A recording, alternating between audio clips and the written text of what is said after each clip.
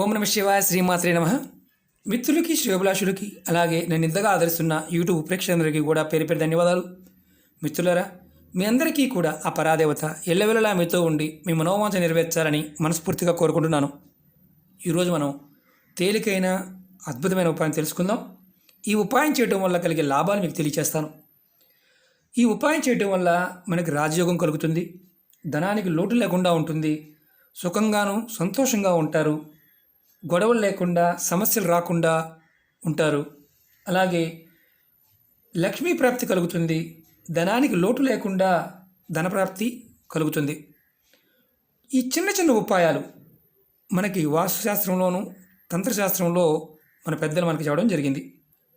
కానీ మనం వీటి మీద ఏంటంటే తేలిగ్గా ఉంటాయి కదా, కాస్త అపనమ్మకం ఉంటుంది. తేలిగ్గా ఉండేది ఫలితం ఇస్తుందంటే నమ్మలేం. ధనాన్ని ఖర్చు పెట్టుకుంటేనే నమ్ముతాం. మనకున్న అలవాటు అది. ఎందుకంటే మనం అలా అలవాటు పడిపోయాం చాలా విషయాల్లో. మనకి పెద్దలు చెప్పింది ఏంటంటే ఈ ఉపాయం చేయటం వల్ల కలిగే లాభాలు, ధనలాభం కలుగుతుంది అంటే ధనం అంటే ఒక డబ్బే కాదు, వస్తు వాహన అన్ని రకాలుగా వస్తాయి. అలాగే ధనయోగం కలుగుతుంది అంటే కూడా అనుమానం ఉంటుంది. యోగం కలగడం అంటే ఏంటంటే మీరు చేస్తున్న ప్రతి పని కూడా అది తప్పుగా ఉన్నా, నెగిటివ్గా ఉన్నా, లేకపోతే అనుకూలంగా లేకపోయినా మీకు యోగించి ధనాన్ని ఇవ్వడం ధనయోగం అంటాం. అంటే మీరు ఎందులో చేపట్టినా కానీ విజయాన్ని సాధించడానికి, ధనం సంపాదించడానికి అవకాశాన్ని ఏర్పాటవుతుందన్నమాట ఈ ఉపాయం చేయడం వల్ల.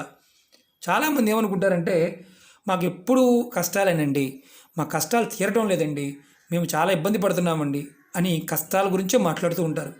జరిగిపోయిన దాని గురించి ఎక్కువగా మనం ఆలోచిస్తున్నాము అంటే అర్థం ఏంటంటే మన జాతకంలో శని ప్రభావం అధికంగా ఉందని అర్థం.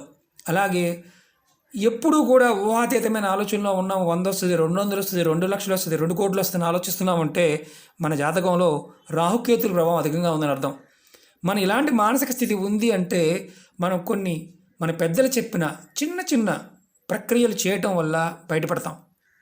ఈ ఉపాయం ఉదయం నిద్ర లేవగానే, తలుపు తీయగానే ఈ పని చేస్తే మీకు సుఖ సమృద్ధి, ధన సంపాదన, రాజయోగం కలుగుతుందని శాస్త్రం చెప్తుంది. ఎలా చేయాలో చెప్తాను. అలాగే మీకు ఈ వీడియో నచ్చినట్లయితే లైక్ చేయండి, నా ఛానల్ని సబ్స్క్రైబ్ చేసుకోండి, పక్కనే ఉన్న గంట సింబల్ని యాక్టివేట్ చేసుకోండి, 10 మంది మిత్రులకి షేర్ చేయండి. మనకి వాస్తుశాస్త్ర ప్రకారం ఎన్నో పరిహారాలు ఉన్నాయి. మనకి ఇంట్లో దోషాలు ఉన్నా, ఆ దోషం నుంచి బయటపడలేకపోతున్నా, కొన్ని సందర్భాల్లో జనఘోష, నరఘోష ఇలాంటి వాటి వల్ల, అలాగే పూర్వకర్మల వల్ల, నకారాత్మక శక్తి వల్ల మనం ఇబ్బంది పడుతూ ఉంటాం. వీటి వల్ల చాలా వరకు మనకి జీవితంలో రావాల్సిన మంచి సంఘటనలు అంటే మంచి పనులు కూడా ఆగిపోతూ ఉంటాయి.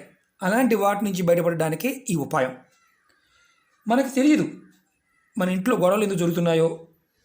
సడన్గా గొడవ రావటం, చిన్న చిన్న విషయాలకి గొడవలు జరుగుతూ ఉన్నాయంటే మన ఇంటి మీద నకారాత్మకత ఉందని అర్థం.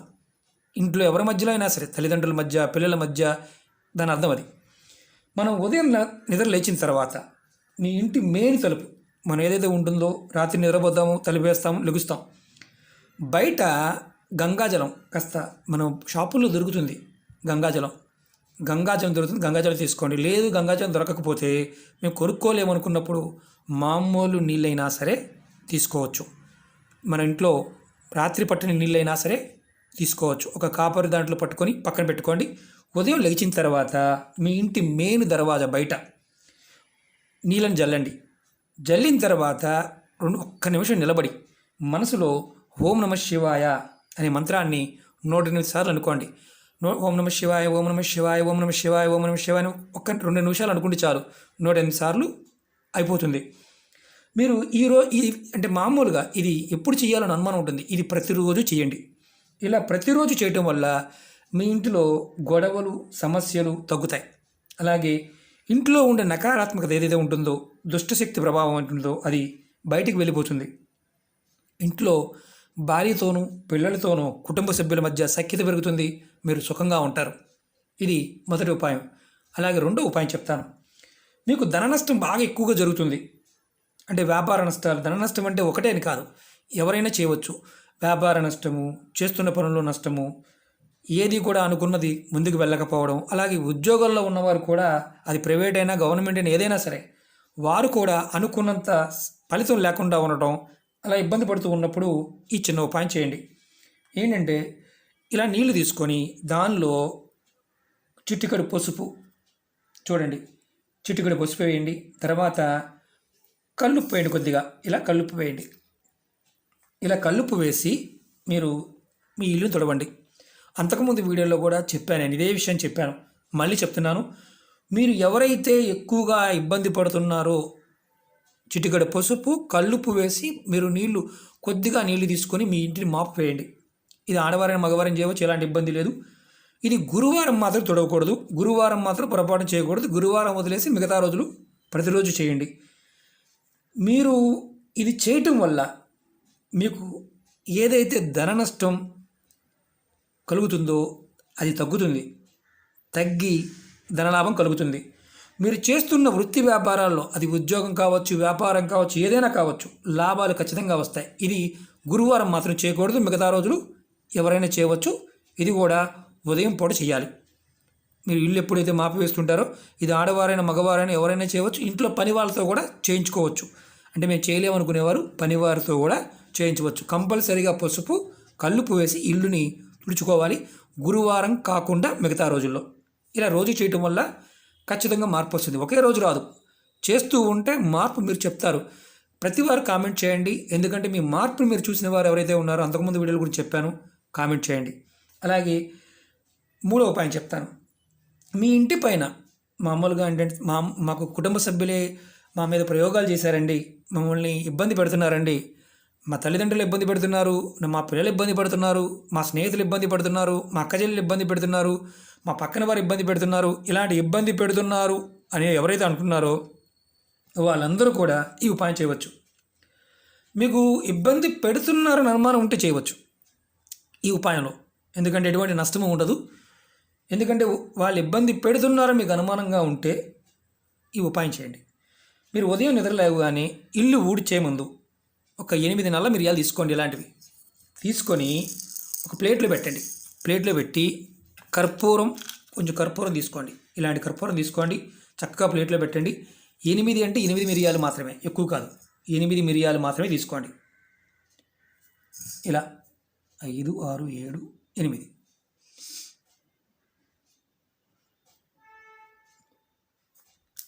8 మిరియాలు తీసుకోండి. అలాగే కర్పూరం తీసుకోండి. కర్పూరము ఒక ప్లేట్లో వేయండి. ఇలా అది ఏ కర్పూరం అయినా వాడవచ్చు. ఇలా వేసి చక్కగా మీరు హాల్లో కానీ ఏదైతే మీరు ఎక్కువగా ఇంటికి సెంటర్ భాగంలో పెట్టి చేస్తే చాలా మంచిది. అలా అయినప్పుడు మీకు ఎక్కువగా మనుషులు తిరిగేది హాల్లే కాబట్టి హాల్లో పెట్టి మీరు కర్పూరాన్ని వెలిగించండి ప్లేట్లో పెట్టి. తర్వాత మీరు ఏం చేస్తారంటే ఈ ఇల్లు ఓడవకూడదు, అప్పుడు ఇల్లు ఓడవకుండానే చేయాలి. ఇది కాల్చిన ఏదైతే ఇంటి మధ్యలో పెట్టి కాల్చామో ఈ పౌడర్ని తర్వాత తీసేసి డస్ట్బిన్లో పడేయండి. తర్వాత ఇల్లు ఓడగొట్టుకోండి. అంటే మామూలుగా ఇల్లు ఊడ్చిన ముందు ఈ పని చేయాలి. ఇల్లు అంటే అన్ని గదులు ఊడ్చుకోవచ్చా మనకు అనుమానం ఉంటుంది. మనకు పెద్ద తలకాయ నొప్పి ఏంటంటే ముందు మేము వంటగది ఊడుస్తామండి, లేకపోతే ఇంకొకటి ఊడుస్తామండి, దేవుడి గది ఊడుస్తామండి, ఇలాంటి అనుమానాలు వస్తాయి. అది పెద్ద సమస్య, మనకు పెద్ద సమస్య.